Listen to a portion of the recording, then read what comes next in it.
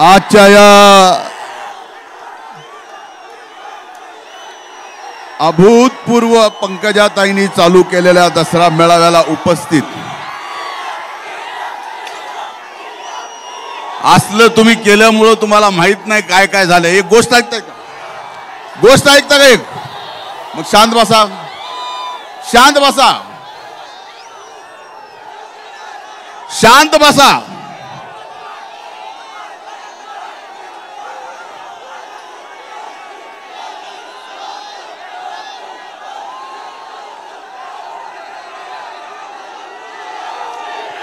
आजच्या या दसरा मेळाव्याला इथं उपस्थित आपल्या सर्वांच्या लाडक्या, माझ्याही लाडक्या भगिनी, राज्य मंत्रिमंडळातील मंत्री पंकजाताई गोपीनाथरावजी मुंडे, व्यासपीठावर उपस्थित माजी खासदार माझ्या भगिनी प्रीतमताई, तुम्ही खाली बसा। बास झाले ना नाटक, हेच करीत आलो मी पण। बस खाली। आम्ही साहेब स्टेजवर असलं की खाली ना असंच करायचं आम्ही। बसा, इथं खाली बस रे, खाली बस जरा। टेक टेक, सिटून घे, सिटून।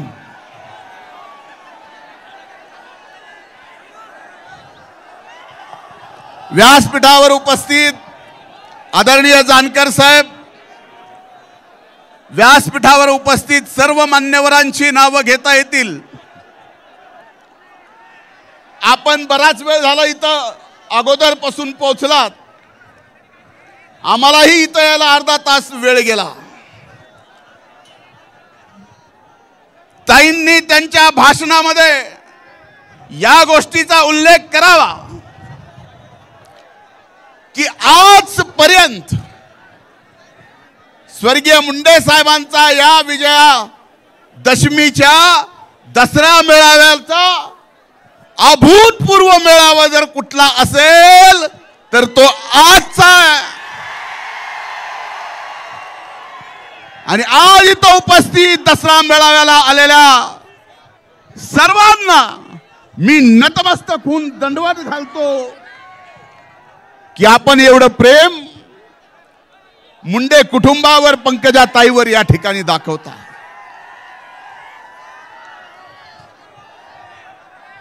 खरं तर परिस्थिती हा मेळावा होण्यासारखी काही दिवसापूर्वी नव्हती। अभूतपूर्व पाऊस आला, अतिवृष्टी आली, पूर आला, गोदावरीत आला, मांजरात आला, सिंधफणात आला।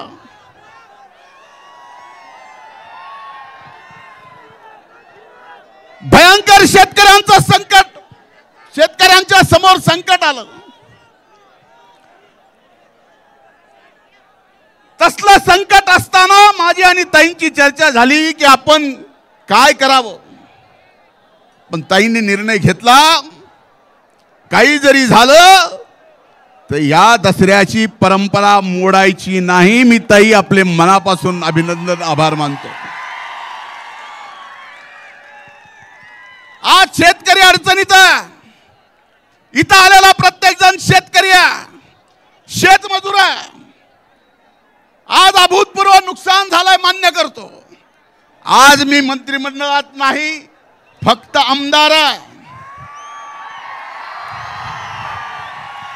पण माझी बहीण मंत्रिमंडळात आहे।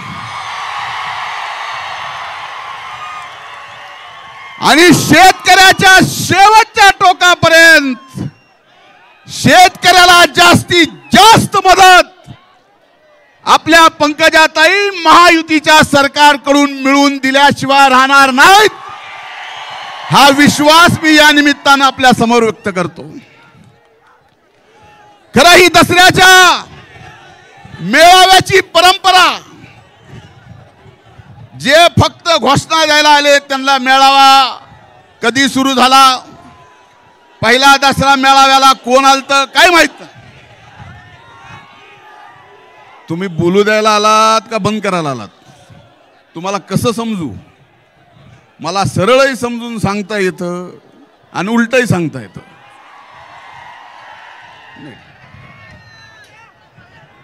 भगवानगडाचं उद्घाटन स्वर्गीय यशवंतराव चव्हाण साहेबांनी मुख्यमंत्री असताना केलं. दसऱ्याच्या दिवशी, त्या दिवसापासून दसऱ्याच्या या मेळाव्याची परंपरा आहे. या दसऱ्याच्या मेळाव्याला देशाच्या ऐतिहासिक नकाशावर जर नेला असेल तर आजही डोळ्यात पाणी येतं. ते स्वर्गीय मुंडे साहेबांनी हा दसरा मेळावा जगाच्या नकाशावर नेला आणि आज अभिमान वाटतो मला माझ्या बहिणींचा, पंकजाताईंचा आणि प्रीतमचा सुद्धा, की साहेब गेल्यानंतर सुद्धा असंख्य अडचणीत तुम्ही ही परंपरा चालू ठेवली आहे. मला माझ्या बहिणीचा सार्थ अभिमान आहे.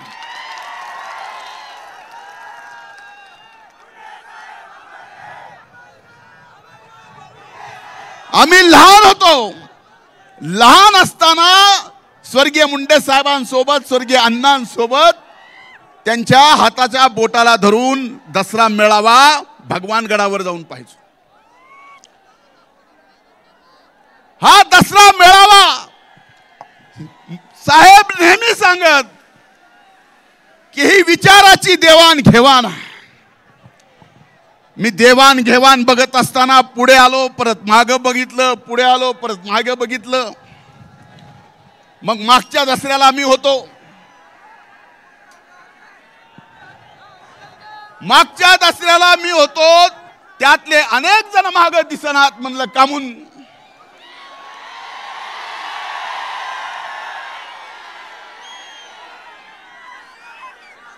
पुढे निवडणुका नाहीत असं त्यांना वाटतं. पण एक लक्षात घ्या, कुणी जर हा विचार घेऊन संबंध इथं आलेला प्रत्येक जाती पाती धर्मातला बाबांचा भक्त, स्वर्गीय मुंडे साहेबांचा अनुयायी, या सगळ्याला संपवायला कोण जर निघाला असेल तर त्याला कधी 10 जन्म सुद्धा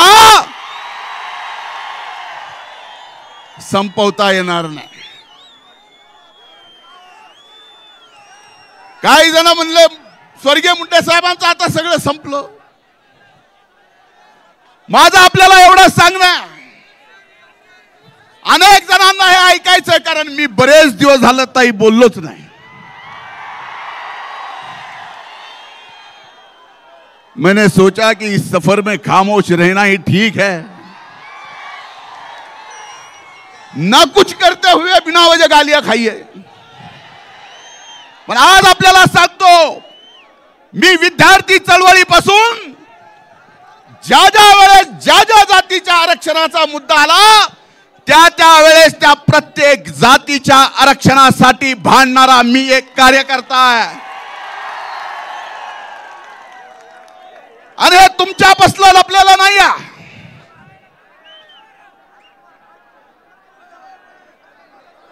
तुमच्यापासलं लपलेलं नाही आहे. पण एक गोष्ट लक्षात घेतली पाहिजे की इथं आपण आलोत, बसलोत. मराठा समाजाला आरक्षण दिलंय, आम्हाला आनंद आहे, कारण त्या मराठा आरक्षणाच्या चळवळीत सुद्धा आम्ही होतो. पण काही जणांना या आरक्षणाच्या आड राहून ओबीसी मधून आरक्षण घ्यायचं आहे. EWS, economic weaker section. एक उदाहरण सांगतो, तुम्ही ऐका की नाही ऐका, माध्यमांनी ऐकावं.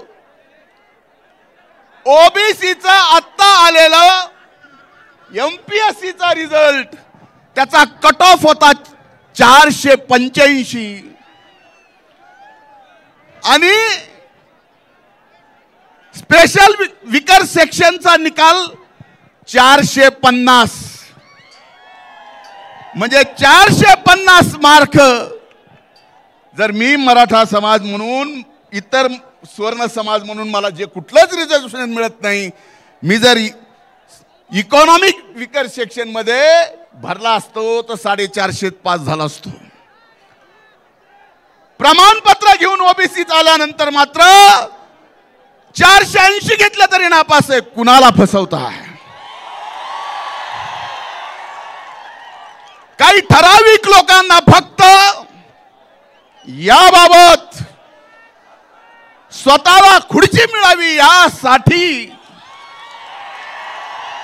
अरे मराठा समाजातल्या लहान मुलांना आरक्षणासाठी, नोकरीसाठी सरकारनं जे करायचं ते केलंय. सरकार आताही करत आहे.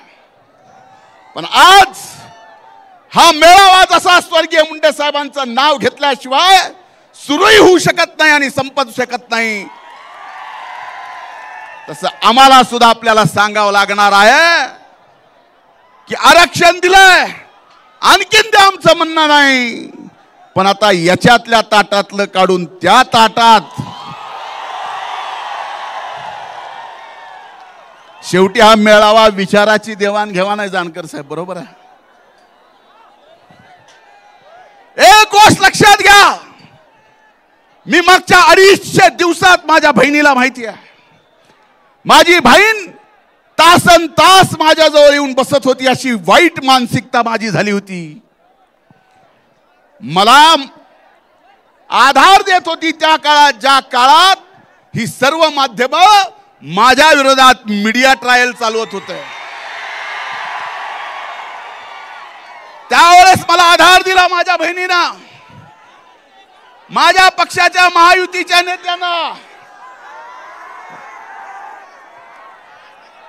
पण मला एकच सांगायचंय,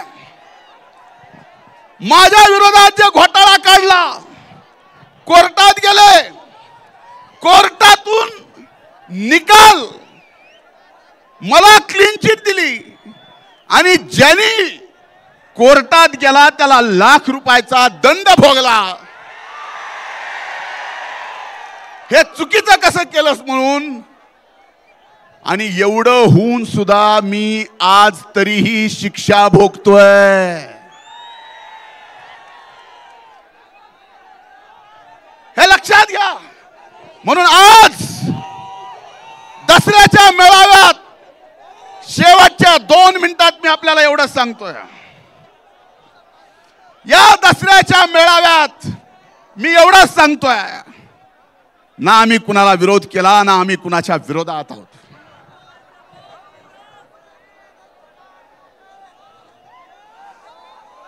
हा अध्यात्माशी आणि शिक्षणाशी जुडला गेलेला समाज आहे. म्हणून माझी आपल्याला सगळ्यांना विनंती आहे की आपल्या सगळ्याला सुरुवात करावी लागेल. आणि आपल्याला सुरुवात करावी लागेल की आज जे बीड जिल्ह्यामध्ये जाती पातीचं एकमेकाला न बघणं, एका जातीचा दुसऱ्या जातीचा जिगरी दोस्त, त्यांची दोस्ती तुटली, हे वातावरण आपल्याला सगळ्याला मिळून बदलायचंय. आणि सर्व जाती धर्मातला हा द्वेष पूर्णपणानं काढायचा आहे. हाच या दसरा मेळाव्याच्या निमित्तानं ताईंची परवानगी घेऊन मी संदेश देतो.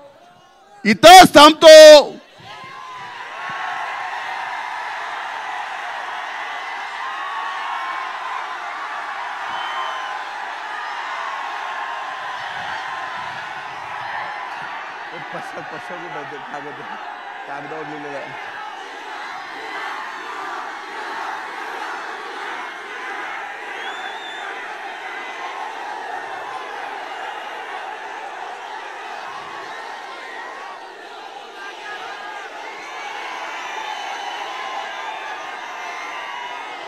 आग तो लगी थी घर में, आग तो लगी थी घर में, दोस्त ने आके पूछा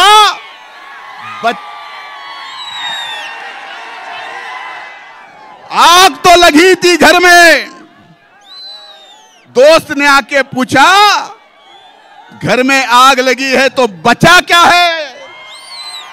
मैंने दोस्त का कहा मैं बचा हूं, तो दोस्त ने कहा अगर तू बचा है तो जला क्या है। शेवटी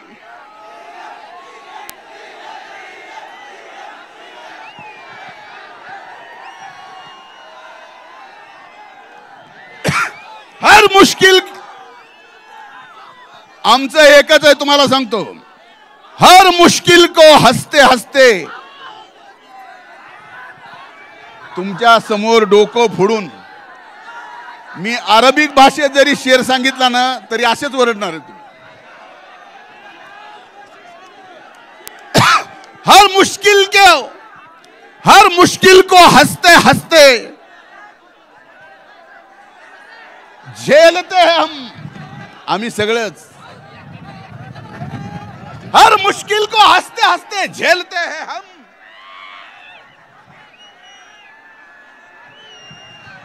हम आंधियों में भी चिराग जलाते चलते हैं। खूप खूप धन्यवाद संत भगवान बाबांचा, राष्ट्र संत भगवान बाबांचा। अमर रहे, अमर रहे, अमर रहे, अमर रहे राष्ट्र संत भगवान बाबाचा। एकच आनंदाची गोष्ट या ठिकाणी सांगतोय, अनेक दशक मुंडे साहेब असल्यापासून भगवानगडाला 10 एकर जागा वन विभागाची लागणार होती। ताईंच्या प्रयत्नातून, माझ्या पाठपुराव्यातून, केंद्रातून आदरणीय मोदी साहेबांनी, अमित भाई शाह साहेबांनी, भूपेंद्र साहेबांनी, या राज्याचे मुख्यमंत्री देवेंद्र फडणवीसांनी, उपमुख्यमंत्री अजितदादांनी, एकनाथ शिंदे साहेबांनी सर्वांनी प्रयत्न केले आणि दसऱ्या दिवशी ती जागा भगवानगडाला 10 एकर मिळालेली आहे। आपल्या सर्वांच्या वतीनं मी ताईंचे म्हणजे सरकारमध्येच म्हणून आणि केंद्र सरकारचे सर्वांचे मनापासून आभार मानतो। खूप खूप धन्यवाद। जय हिंद, जय महाराष्ट्र, जय भगवान। धन्यवाद। यानंतर ज्या भाषणाचे आपण